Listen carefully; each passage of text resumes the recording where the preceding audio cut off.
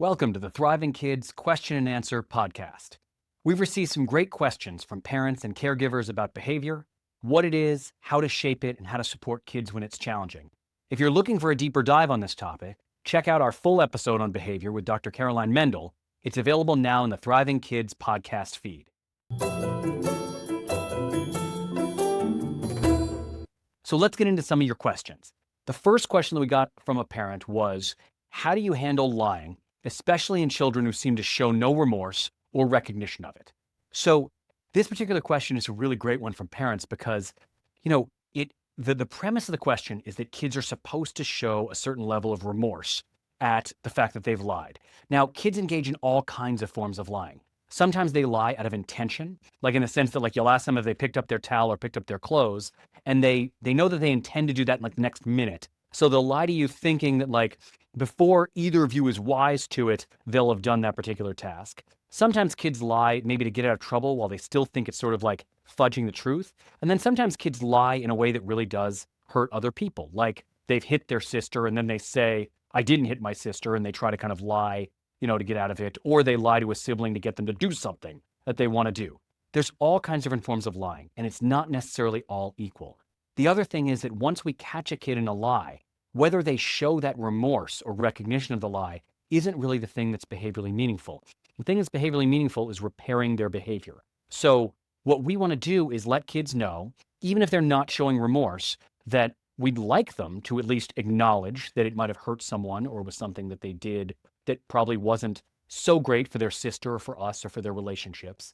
But at the same time, we want to highlight what we'd like to see them do in the future. If they haven't picked up a towel and we ask them about it, we'd like them to do it at that moment and say, I'm doing it, which is the truth.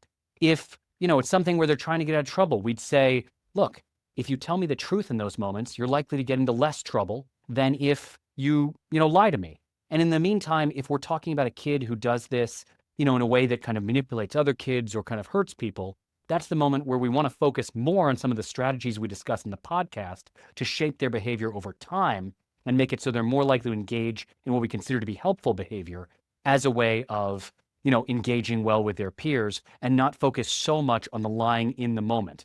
Because making a kid feel shame or guilt may not necessarily be predictive of them changing their behavior in the future. It's setting up the conditions in the right way so that we get the kid demonstrating the behaviors we're hoping they demonstrate. So the second question that we got was about showing respect, kindness, and standing up for others. How do you teach that was the question. So when we think about how to shape respect, kindness, and standing up for others, what it comes down to, and Dr. Mendel and I discussed this a bit on the podcast, is all the different levels of behavioral reinforcement. It's showing kids what that behavior looks like by either modeling it ourselves or talking about when other people do it. It's then catching them being good when they show that in any certain situation. Oh, it was really nice how you offered that snack to your sister. Oh, I saw that you saw the boy had the ball taken from him at the playground, so you went over and told the other kids he was still playing with it. Or, I know you were frustrated, but it was still good that you spoke to me in kind of a calm or kind tone. That's catching your kid being good. Then it's a notion that kids are always going to have moments of disrespect or not necessarily being kind. We can kind of sit with them in that and say, look, that was kind of a moment where you weren't necessarily acting as kindly as you could or as caring as you might. I'd really like to see you, do that perhaps a little bit more in the future. Or there are moments where kids just do it and we don't necessarily need to pay attention to it. And then lastly, if we see a kid being really unkind, it's very, very important to set boundaries, to let them know that that behavior was not kind and that we may need to engage in some sort of consequence, like taking away a particular thing or a privilege, ending that particular activity, separating them from a peer or from the situation. All these things are appropriate as we kind of shape kids toward those behaviors. The next question that we got from parents, is there such a thing as good and bad behavior? You'll notice on the podcast and even in this kind of mini episode, we try to shy away from value judgments on behaviors.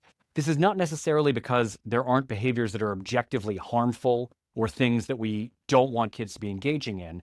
It's because we want kids to think less of themselves and their identity as being good or bad, and maybe more in thinking about behaviors in context. Is this helpful? Is this bettering my relationship with a friend or with a parent? Is this a behavior that helps us to get what we're each looking for out of this particular situation. So I'm not going to blame parents who necessarily say to a kid, like, you've been bad or that was a bad behavior. I'm more going to say that for teaching purposes, it can be really helpful just to kind of take that one step further. Define for a kid what you think is a good behavior in a situation. Define for them what you think is an off limits behavior in the situation or something you might label bad, and then figure out how you can have a more deep dialogue around that particular thing. Good and bad is kind of too overly simple and often just makes the kid reject the feedback because it feels too overly kind of negative or simplistic. The next question that we got from parents is, how do you handle destructive behavior in boys as they grow up and become stronger? So this question, the premise is based on this notion that boys often engage in active play, and some girls do as well. Like, we shouldn't just make this about, boys engaging kind of rough and tumble, kind of roughhousing or active play.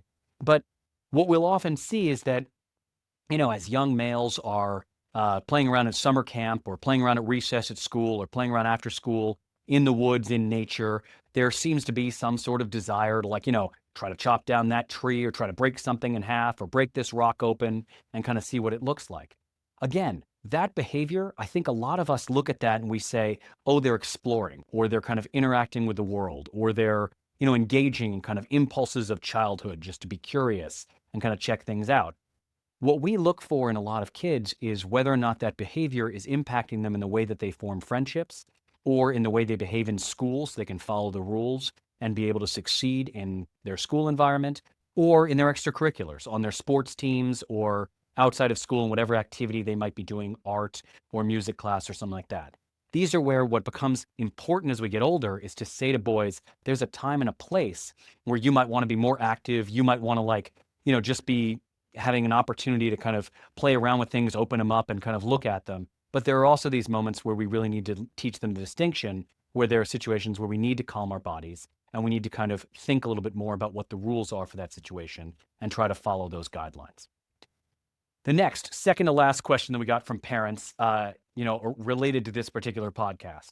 How do you help children recognize their flaws without making them feel judged?